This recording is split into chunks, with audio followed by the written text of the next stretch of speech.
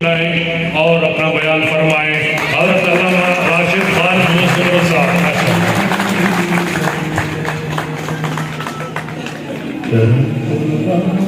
بسم الله الرحمن الرحيم.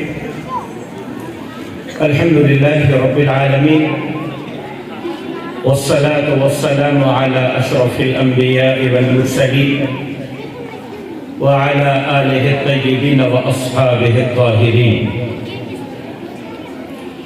لائق صد تکریم، لائق صد احترام برادر عزیز حضرت مولانا یوسف جمیل صاحب دامت برکاتہم العالیہ، حضرات اکابر علماء اکرام، MTJ فاؤنڈیشن کے ممبران، سیلاب متاثر علاقوں سے آئے ہوئے میرے عزیز بھائیوں، یقیناً آج میں اپنے لیے سعادت سمجھ رہا ہوں کہ اس مبارک محفل کا حصہ ہوں، اور دعا گو ہوں کہ اللہ تبارک و تعالی ہم سب کی آج کی اس حاضری کو اپنے بارگاہ میں شرف قبولیت سے سرفراز فرمائے. حضرت مولانا طارق جمیل صاحب دامت برکاتہم العالیہ یقیناً جو عالم اسلام کے چمکتے دمکتے ستارے ہیں، ان کی خدمات میں ایک خدمت کا یہ اضافہ ہوا کہ انہوں نے اس فاؤنڈیشن کا قیام کر کے حقیقی معنوں میں مجبور، متاثر اور بے گھر لوگوں کی داد رسی کے لیے عملی طور پر اپنا کردار ادا کیا.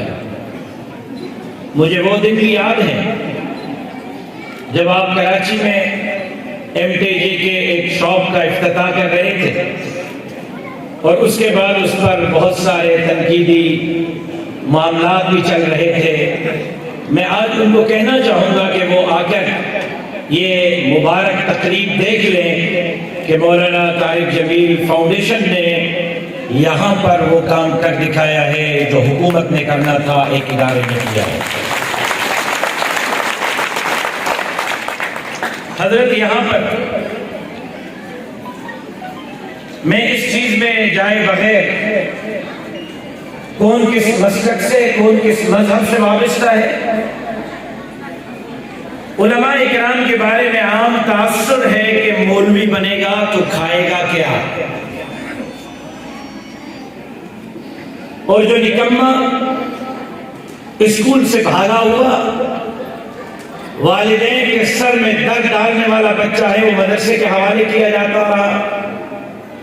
لیکن اگست میں آنے والے سیلاب نے اس علاقے سے سندھ کو ڈبویا. آغاز اس علاقے سے ہوا. وہ ابتدائی بھیانک دن اور رات مجھے یاد ہیں جب قبو سعید خان اور کچی پل کے علاقوں میں ہم تھے، لانچوں پر، گاڑیوں پر، ہیلی کاپٹروں میں. قبو سعید خان تحصیل ہیڈ کوارٹر ہے، گھروں کے چھتوں سے پانی گزر رہا تھا. 12 فٹ 13 فٹ 14 فٹ پانی تھا، اور حضرت وہاں اس علاقے میں ہمیں حکومتی مشینری نظر نہ آئی، لیکن 13 فٹ پانی میں بھی غریبوں کی داد رسی کرتے ہوئے کوئی نظر آیا تو مولوی اور مدرسے سے وابستہ فرد نظر آیا. اور آج میں یہ بات ذمہ داری سے کہہ سکتا ہوں کہ کچی پل ہو، قبو سعید خان ہو، گھڑی خیرو ہو، یا ان کے متاثرین شہداد کوٹ میں ہو، ایک ایک دن میں جو مولویوں نے یہاں دسترخوانہ لگایا، 10,000 افراد علماء کے دسترخوان پر روزانہ بیٹھ کر یہاں کھانا کھاتے تھے. اور آج یہ تاثر ہے کہ راشن بھی دے گا تو مولوی دے گا، کھاد بھی دے گا تو مولوی دے گا، نقد رقم بھی دے گا تو مولوی دے گا، تو مولوی دے گا.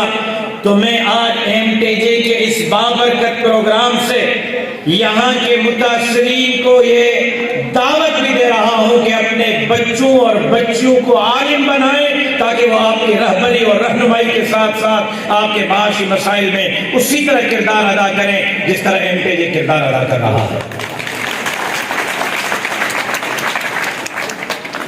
1,60,00,000 افراد سندھ میں سیلاب سے متاثر ہوئے. 1,60,00,000 افراد. 30 اضلاع میں سے 21 اضلاع متاثر ہوئے اور 73 تحصیلیں متاثر ہوئے. 73 اور تقریباً 700 کے قریب اموات ہوئے. میں خود آئی وٹنس چشمدید گواہ ہوں کہ روڈ پر خیمے میں بیٹھی ہوئی خواتین نے بچوں کو جنم دیا روڈوں پر. ہاسپٹل تک وہ نہیں پہنچ سکی. میں خود چشمدید گواہ ہوں کہ اسی قطب سعید خان سے آگے کچی پل کے قریب جب ایک بوڑھی اماں 70 اور 80 سال کی تھی اور چارپائی جو رکھی ہوئی تھی, صرف چارپائی, اور اس کے نیچے بیٹھی تھی.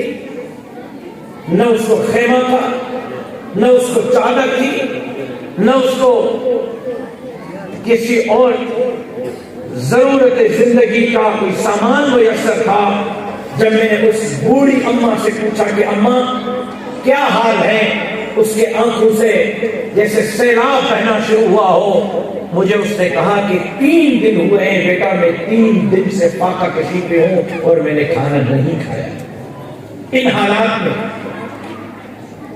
المحمود سوشل ویلفیئر ایسوسی ایشن ہو, بیت السلام ہو, امہ ویلفیئر ہو, MTJ ہو, حضرت مولانا مفتی محمد تقی عثمانی دامت برکاتہ العالیہ کے ادارے دارالعلوم کراچی کے فاؤنڈیشن ہو, جامعۃ العلوم الاسلامیہ علامہ بنوری ٹاؤن کی فاؤنڈیشن ہو, دیگر مدارس, مذہبی جماعتیں, جمعیت علماء اسلام, قائد جمعیت حضرت مولانا فضل الرحمان کی بذات خود تشریف آوری ہو.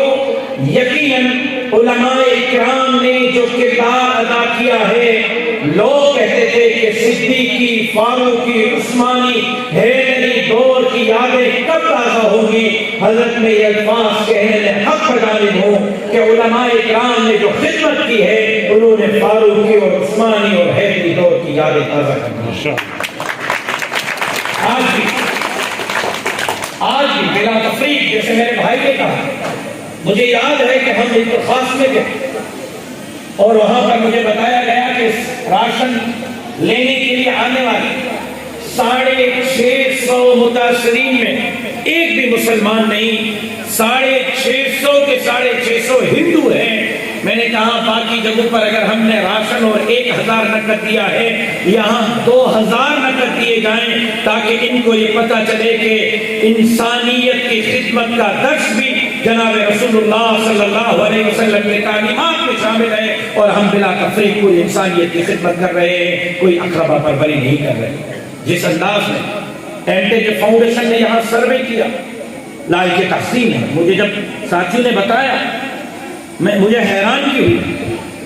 ہم نے کوٹیشن 3 لاکھ کا بنایا تھا اور ہم نے 9.5 کروڑ روپے 3 لاکھ فی گھر کے حساب سے دیے.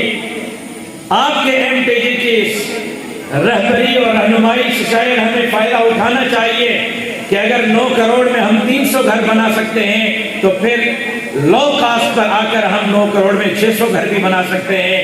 تو یقیناً لائق تحسین ہے آپ کا پورا. اور پھر مجھے بتلایا گیا, ساتھیوں نے مجھے بتایا کہ ایک گھر پر خود گئے ہیں. یہ نہیں دیکھا کہ یہ دیوبندی ہے, یہ بریلوی ہے, یہ شیعہ ہے, یہ مقلد ہے, یہ مسلم ہے, یہ ہندو ہے, یہ کس جماعت سے, کس مذہب سے, کس مسلک سے تعلق رکھتا ہے. ہاں گھر گرا ہے, واقعی گھر کی ضرورت ہے, اس کو گھر بنا کر دیا ہے. میں سمجھتا ہوں کہ پاکستان کے تاریخ میں ایسی مثال, ایسی نظیر نہیں ملتی جو مثال اور نظیر علماء اکرام نے اور بالخصوص ان فلاحی اداروں نے قائم کی ہے. اور میں امید رکھتا ہوں کہ حضرت آپ وقت نکالیں گے. میری تو خواہش یہ ہے کہ آج آپ میرے ساتھ قیام فرمائیں. اس سے محبت کا رشتہ بھی بڑھے گا اور اس سے مزید آپ کو اور ہمیں بیٹھ کر اس علاقے کے فلاح اور بہبود کے لیے ایک دوسرے کے ساتھ ڈائلاگ شیئر کرنے کا موقع بھی ملے گا. میں چاہوں گا کہ آپ ابو سعید خان تشریف لے جائیں. میں چاہوں گا کہ آپ گڑی خیرو تشریف لے جائیں.